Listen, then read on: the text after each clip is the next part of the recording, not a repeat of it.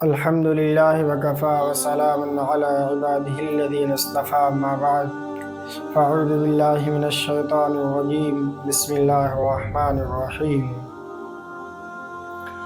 إن الصلاة تنهى عن الفحشاء والمنكر وقال النبي صلى الله عليه وسلم بين العبد وبين الكفر طرأ الصلاة صدق الله العظيم۔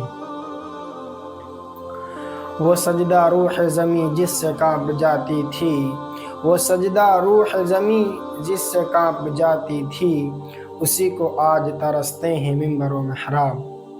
صدر محترم بزرگوں اور دینی بھائیوں اور پیارے نوجوانوں، اللہ رب العزت کا لاکھ لاکھ احسان ہے کہ اللہ رب العزت نے ہم سب کو مسلمان بنایا اور ایمان کی دولت سے نوازا۔ میرے دوستو، اللہ تعالیٰ اس امت مسلمہ کو اور ہمارے آقا محمد مصطفیٰ صلی اللہ علیہ وسلم کو ہمیشہ تحفوں سے سرفراز فرماتا رہا۔ ان نعمتوں میں سب سے اعلیٰ اور عرفہ نماز کا تحفہ ہے۔ اس تحفے کی فضیلت روز روشن کی طرح آیا ہے۔ اللہ تعالیٰ نے حج کو فرش پر نازل فرمایا، ایمان کو فرش پر نازل فرمایا، زکوٰۃ کو فرش پر نازل فرمایا، تمام دینی احکام کو اللہ رب العزت نے فرش پر نازل فرمایا۔ لیکن جب نماز کی باری آئی تو رب کائنات نے اپنے پیارے محبوب محسن انسانیت صلی اللہ علیہ وسلم کو فرمایا کہ ہم آپ کو ایک قیمتی تحفہ دینے والے ہیں۔ یہ تحفہ بہت اعلیٰ ہے، یہ تحفہ بہت عرفہ ہے، اس لیے اعلیٰ اور عرفہ کو اعلیٰ ہی جگہ بلا کر عطا کیا جاتا ہے، لہذا نماز کو عرش بری پر بلا کر عطا کیا گیا۔ میرے دوستو، توحید اور ایمان کے بعد انبیاء علیہ السلام نے نماز کی تلقین کی۔ قرآن میں جگہ جگہ اقیم الصلاۃ ذکر کیا گیا اور کہیں پر یہ الفاظ ذکر کیے گئے، یا ایھا الذین آمنوا استعینوا بالصبر والصلاۃ، اے مومنو صبر اور نماز کے ذریعے مدد طلب کرو۔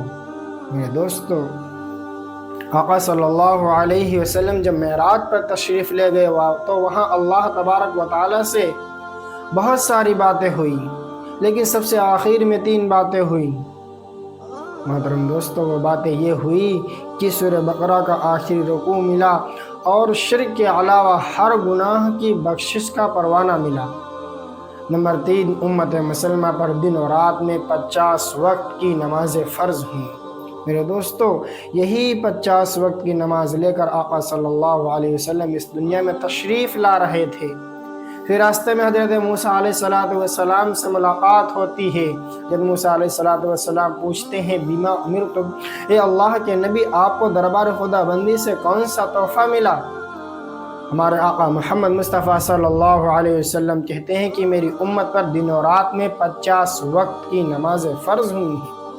میرے دوستو، حضرت موسیٰ علیہ السلام کہتے ہیں کہ آپ کی امت سے 50 وقت کی نماز کی ادائیگی نہیں ہو سکے گی، اس لیے لہذا دوبارہ دربار خدا بندی میں جائیے اور نمازوں میں تخفیف کی درخواست کروائیے، نمازیں کم کروائیے۔ حضرت موسیٰ علیہ السلام کے کہنے پر آقا صلی اللہ علیہ وسلم دوبارہ دربار خدا بندی میں جاتے ہیں اور نمازوں میں تخفیف کی درخواست کرواتے ہیں، چنانچہ 10 وقت کی نمازیں کم ہو جاتی ہیں۔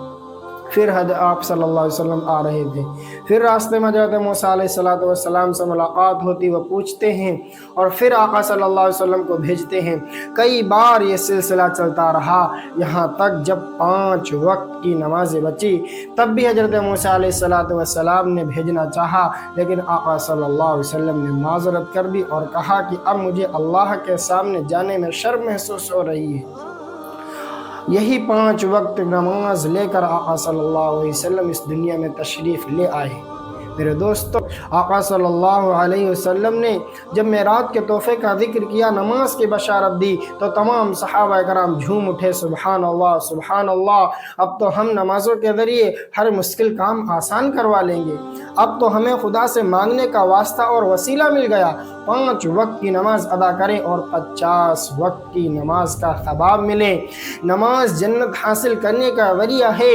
نماز محسن انسانیت صلی اللہ علیہ وسلم کی محبت محبت حاصل کرنے کا واسطہ ہے۔ دل میں ہر ایک انسان کے حسرت ہے جہاں کی، اس دل میں ہر ایک انسان کے حسرت ہے جہاں کی، وہ باغ جہاں سر کو جھکانے کو ملے گا۔ میرے دوستو، کوئی متقی نماز کے بغیر متقی بن نہیں سکتا، کوئی ابدال نماز کے بغیر ابدال بن نہیں سکتا۔ یہاں تک کہ آقا صلی اللہ علیہ وسلم نے بھی نماز کی پابندی کی، صحابہ کرام نے بھی نماز کی پابندی کی، تابعین نے بھی ترک نماز نہیں کی، ائمہ مجتہدین نے بھی نماز کو اختیار کیا، اولیاء کرام نے بھی نماز کو پکڑے رکھا۔ کوئی بتا دے کہ کسی نبی نے نماز ترک کی ہو اور وہ نبی بن گیا ہو؟ آپ بتا ہی نہیں سکتے۔ اس لیے یہ عمل محبوب عمل ہے۔ نماز سے قلوب کو نورانیت ملتی ہے، نماز زندگی کو آفتاب سے زیادہ روشن کر دیتی ہے، اور نماز اس وقت چراغ کا کام کرتی ہے جہاں چوروں سمت اندھیرا ہی اندھیرا ہے، یعنی قبر میں۔ نماز مصائب اور پریشانی کو ٹال دیتی ہے۔ نماز سے انسان افضل و عرفہ ہو جاتا ہے، اور کیوں نہ ہو، نماز ہے ہی ایسا تحفہ جس سے شیطان کا منہ کالا ہو جاتا ہے۔ میرے دوستو، میں بغیر کسی حوالے کے بات نہیں کہتا۔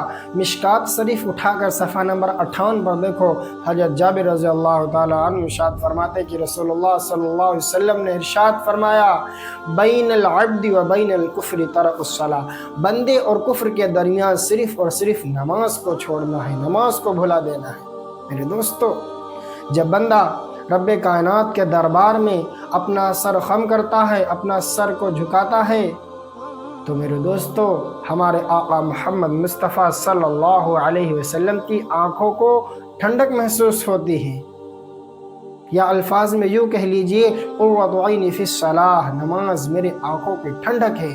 میرے دوستو، جب بندہ نماز ادا کرتا ہے تو آقا صلی اللہ علیہ وسلم کی آنکھوں کو ٹھنڈک محسوس ہوتی ہے، اور نماز چھوڑنے سے، نماز کو نہ پڑھنے سے، نماز کو بھلا دینے سے ہمارے آقا محمد مصطفیٰ صلی اللہ علیہ وسلم کی آنکھوں کو تکلیف ہوتی ہے، اور جس نے بھی آقا صلی اللہ علیہ وسلم کو تکلیف پہنچائی، اس کی دنیا اور آخرت دونوں برباد ہیں۔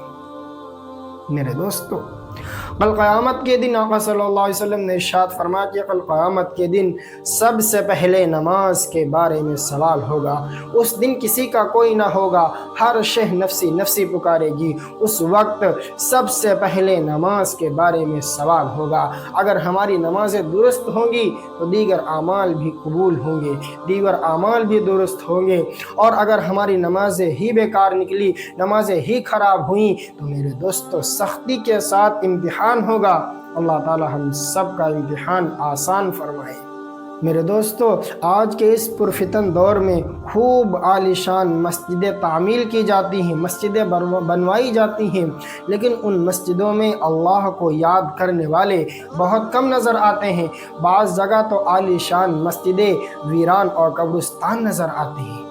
کسی شاعر نے کیا خوب کہا ہے کہ پہلے مسجدیں تھی کچی تو پکے تھے نمازی، اور آج پکی ہیں مسجدیں تو کچے ہیں نمازی۔ نماز کی اہمیت ہر مسلمان کے دل میں اس طرح ہونی چاہیے جیسے کہ حضرت عمر فاروق رضی اللہ تعالی عنہ کے قلب و جگر میں تھی۔ میرے دوستو، ایک بار حضرت عمر فاروق رضی اللہ تعالی عنہ امامت فرما رہے تھے، امامت کر رہے تھے، اور آپ پر قاتلانہ حملہ ہوا۔ عمر فاروق رضی اللہ تعالی عنہ فوراً عبد الرحمن بن عوف کا ہاتھ پکڑا اور امامت کے لیے آگے بڑھا دیا، اور امت مسلمہ کو یہ سبق دیا کہ میری فکر مت کرو، نماز کی فکر کرو، اس لیے کہ جان دے دی ہوئی اسی کی تھی، حق تو یہ ہے کہ حق ادا نہ ہوا۔ عمر فاروق رضی اللہ تعالی عنہ کا خون بہت زیادہ بہہ چکا تھا، جس کی بنا پر غشی طاری تھی۔ کسی نے آپ سے کہا کہ نماز کا وقت آ گیا ہے، حضرت عمر فاروق رضی اللہ تعالی عنہ نے فرمایا کہ نماز ضرور پڑھنی ہے، جس نے نماز نہیں پڑھی اس کا اسلام میں کوئی حصہ نہیں۔ میرے دوستو، حضور صلی اللہ علیہ وسلم نے ارشاد فرمایا کہ جس نے نماز کو قائم کیا اس نے دین کو قائم کیا، اور جس نے نماز کو منہدم کیا، نماز کو بھلا دیا، جس نے نماز کو نہیں پڑھا، نماز کو ترک کر دیا، اس نے دین کو چھوڑ دیا۔ میرے دوستو، حضرت عمر فاروق رضی اللہ تعالی عنہ اسی حالت میں نماز ادا کرتے ہیں اور فرماتے ہیں کہ ایسی زندگی میں کیا مزہ جس زندگی میں پرواز میں کوتاہی ہو جائے، अल्लाह के हकाम में कोताही आ जाए उसे ज़िंदगी में कोई मज़ा नहीं। किसी शायर ने क्या खूब कहा है कि ए तायर ला होती उस रिस्क से मौत अच्छी जिस रिस्क में आती हो परवाज़ में कोताही। मेरे दोस्तों, बेनमाजी को तो ये ज़मीन भी पसंद नहीं करती, बेनमाजी को ये ज़मीन भी पसंद नहीं करती कि ये मेरे अंदर दफन हो जाए। मैं इसी पर आपको एक वाक़या बताता हूँ। जब उमर फारूक रज़ी अल्लाह ताला अन्हु की खिलाफत का दौर था, एक बुढ़िया का तेल ज़मीन पर गिर जाता है। बुढ़िया अमीरुल मुमिनीन में हाजिर होती है और मुतालबा करती है कि ज़मीन ने मेरा तेल चूस लिया है। हज़रत उमर फारूक रज़ी अल्लाह ताला अन्हु एक पुर्जा लेते हैं और इस पर कुछ लिखते हैं और बुढ़िया से कहते हैं कि जहाँ तुम्हारा तेल गिरा है उस पुर्जे को वहीं रखना। वो बुढ़िया वैसा ही करती है और ये ज़मीन फ़ौरन सारा तेल उगल देती है। लोग ये माजरा देखकर हैरत ज़ुदा हो जाते हैं कि ये क्या माजरा है। उस पुर्जे को उठाते हैं और उसको खोल कर देखते हैं तो उस पे लिखा हुआ होता है, ए ज़मीन इस बुढ़िए का तेल वापस कर दे वरना तुझ में ऐसे शख्स को दफन करूँगा जो तरकुस सलाह होगा, नमाज़ों को तर्क करने वाला होगा, नमाज़ों को छोड़ने वाला होगा, नमाज़ों को भुलाने वाला होगा। मेरे दोस्तों, इसलिए इस इबरतनाक वाक़ये से हमें नसीहत हासिल करनी चाहिए कि बेनमाजी को तो ये ज़मीन भी पसंद नहीं करती कि ये मेरे अंदर दफन हो जाए। इसलिए मेरे दोस्तों, हम और आप ये अहद करें, ये वादा करें कि इंशाअल्लाह 5 वक्त की नमाज ज़रूर पढ़ेंगे। अगर हम नमाज नहीं पढ़ पा रहे हैं तो मेरे दोस्तों, हम अपनी आदत को चेंज कर लें, आदत बदल लें। जिस तरह हम किसी काम करने के लिए जद्दोजहद करते हैं, मेहनत करते हैं और मेहनत करके उस काम को अंजाम देते हैं, ठीक इसी तरह हम रोज़ाना एक मेहनत ये भी करें कि हम 5 वक्त की नमाज पढ़ने की कोशिश करें। अगर हम 5 वक्त की नहीं पढ़ पा रहे हैं तो कम से कम एक नमाज पढ़ने की रोज़ाना आदत डालें, आदत अपनी बनाएं कि इंशाअल्लाह हम रोज़ाना एक नमाज ज़रूर पढ़ेंगे। अब अपनी आदत को बदल लो, अपनी आदत चेंज कर लो। तो मेरे दोस्तों, अगर हम एक नमाज रोज़ाना पढ़ने लगेंगे तो उस एक नमाज की बरकत से दूसरी नमाज भी पढ़ने लगेंगे और दूसरी नमाज की बरकत से हम तीसरी नमाज भी पढ़ने लगेंगे और तीसरी नमाज के बरकत से चौथी नमाज और चौथी नमाज की बरकत से 5वीं नमाज भी पढ़ने लगेंगे। लेकिन अपनी आदत को ये बनाना है, अपना मिजाज ये बनाना है कि हमें एक नमाज रोज़ाना एक नमाज की पाबंदी करना है, एक नमाज ज़रूर पढ़ना है। मेरे दोस्तों, इसलिए दुआ करो कि अल्लाह रब्बुल इज़्ज़त हम सबको 5 वक्त बाजमात से नमाज अदा करने की तौफीक अता फरमाए। पढ़ नमाज पंजगाना ना कर कोई बहाना, पढ़ नमाज पंजगाना ना कर कोई बहाना, इसी में है तेरी जन्नत वरना दोज़ख तेरा ठिकाना।